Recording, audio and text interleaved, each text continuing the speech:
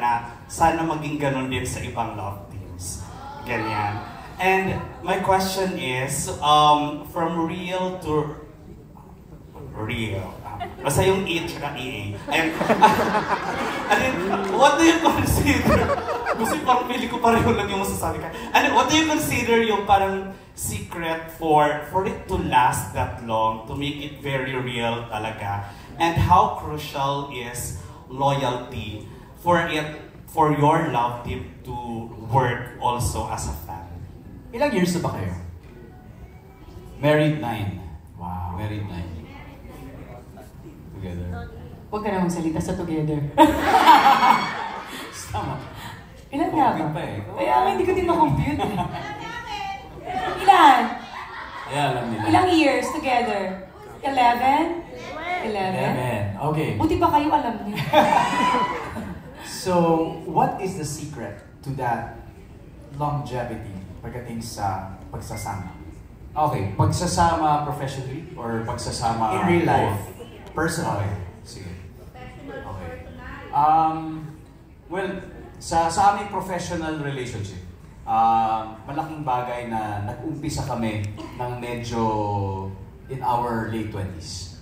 Siya mid-20s, ako medyo late 20s. Kasi ibig sabihin, kahit paano nakapag-mature na kami sa aming mga choices in terms of roles, in terms of everything, pananaw sa buhay.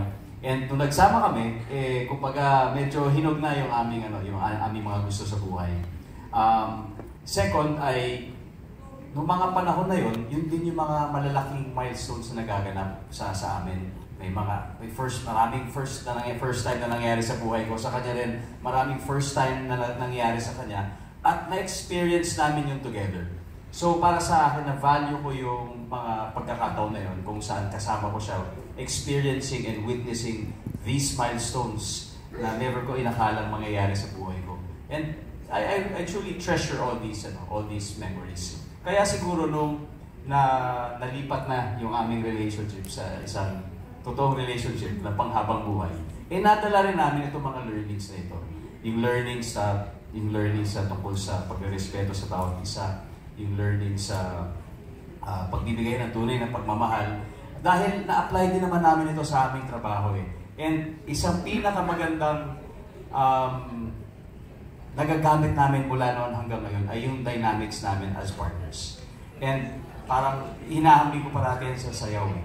Para ba siyang isang dance number parati na merong nag-give, may nag-take, tapos with a harmony sumasayaw kayo smoothly na para bang natutunaw kayo together. And pati yun kasi na-experience namin even as co-workers. Nangyari sa amin yun at I think organically na-apply namin yun sa aming personal relationship. Hanggang ngayon bilang mag-asawa, ganun pa rin talaga kami. Pang Miss Universe. Nasabi na ni Dong lahat eh. Siguro idadagdag ko lang na malaking factor din na kahit mataas man o mababa, tagumpay man o hindi tagumpay, nandiyan kayo para sa isa't isa.